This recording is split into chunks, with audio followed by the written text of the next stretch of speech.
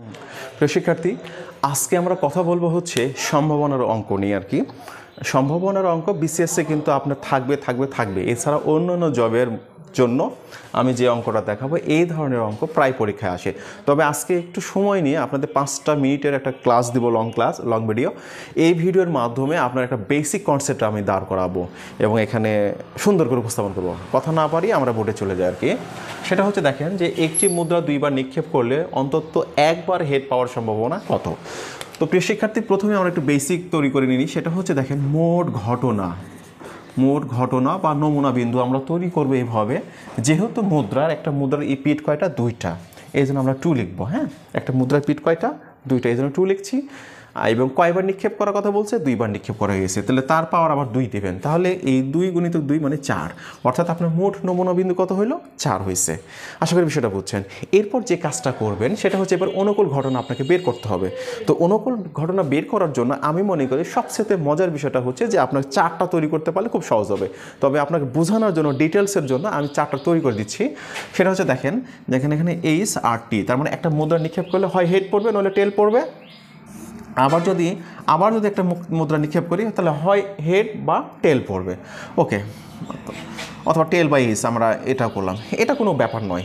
হ্যাঁ, এখানে আমরা 2টা মুদ্রা নিক্ষেপ করি, এটা প্রথম মুদ্রা আর দ্বিতীয় মুদ্রা। ওকে, তাহলে আমরা দেখেন একটা কাজ করব যে এটা এইচ, এটা এইচ, এটা টি, এটাও টি। এবার এদিকে দেবো টি, এখানে দেবো টি, এখানে দেবো এইচ, এখানে দেবো এইচ। তাহলে আপনি খেয়াল করে দেখেন যে এখানে আমরা যে মোট নমুনা বিন্দু পেয়েছি 4, এখানেও 4টা, কিন্তু 1টা 2টা 3টা 4টা। তাহলে এই ডায়াগ্রামটা আপনি আশা করি বিষয়টা বুঝছেন, মানে ড্রয়িং করার সিস্টেমটা। ওকে, এরপর যে কাজটা করব আমাদের প্রশ্নে আমরা চলে যাব। সেটা হচ্ছে বলছে দেখেন যে একটি মুদ্রা 2বার নিক্ষেপ করলে অন্তত 1বার হেড পড়ার সম্ভাবনা কত। অতএব আমরা লিখতে পারি যে 1বার হেড পাবো। দেখেন 1বার হেড পাবো কয়টা সেটা আমরা দেখব।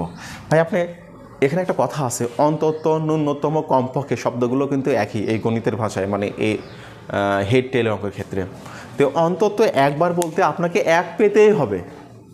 এরপর আপনি আরও বেশি পেলে কোনো সমস্যা নেই, এই জিনিসটা মাথায় রাখতে হবে। তাহলে অন্তত তার মানে একটাই, তাহলে 1বার এটা নিব না, এটা নিব না, কেননা এর মধ্যে একটাও হেড নাই। এরপর কি? এখানে 2টা হেড, এটা নিব, অবশ্যই নিব। অন্তত একটা, 1-এর বেশি পাইলে সমস্যা কি? যদি বুঝতে সমস্যা হয় তাহলে আমরা একটা উদাহরণের কথা দিয়ে বলতে পারি যে ধরেন আপনাকে ঈদ বোনাস দেওয়া হবে। তো বলা হচ্ছে যে তুমি এই কাজটা করলে ভাইয়া তোমাকে আমি অন্তত 500 টাকা দিব। তাহলে অন্তত 500 টাকা দিব। তাহলে আপনি দেখা যাচ্ছে কাজটা করার পর আপনার বড় ভাই আপনাকে গিফট দিচ্ছে, ঈদ বোনাস দিচ্ছে। তো 500 টাকা না দিয়ে 600 টাকা দিয়েছে, আপনি কি খুশি হবেন না বেজার হবেন? 100% আপনি খুশি হবেন। তাহলে তো 500 টাকা প্রতিশ্রুতি ছিল, তাতে আপনি 600 টাকা দিয়েছেন, আপনার আরও মজা লাগবে, ভালো লাগবে। বাট আপনাকে যদি 450 টাকা দিত তাহলে আপনার কিন্তু খারাপ লাগতো। ভাইয়া আপনি বলেছিলেন 500 টাকা দিব, কেন আবার 450 দিলেন? তার মানে অন্তত বা ন্যূনতম কমপক্ষে কথাটা বলা থাকলে অবশ্যই যেটা বলা হবে সেখান থেকে শুরু, ঊর্ধ্বে যতগুলো যায়। এখন প্রশ্নটা হচ্ছে ঊর্ধ্বে যতগুলো যায় বলতে এখানে কিন্তু লিমিটেশন আছে, কারণ 4টা আমাদের হচ্ছে মোট নমুনা বিন্দু। তাহলে এবং 2বার নিক্ষেপ, 1বার হেড পাবো, মানে অন্তত 1বার হেড পাবো কয়টা? তাহলে 1টা 2টা, এই একটা 3টা। ওকে, তাহলে 3টি। এখন আমরা প্রশ্নে কিন্তু আমরা মান বসাইতে পারি। এখন প্রশ্নে দেখেন কি বলছেন যে অনুকূল ঘটনা কয়টা? 3টা। মোট ঘটনা কয়টা? 4টা। সুতরাং এটা হচ্ছে আমাদের সঠিক উত্তর। আশা করি বিষয়টা বুঝছেন।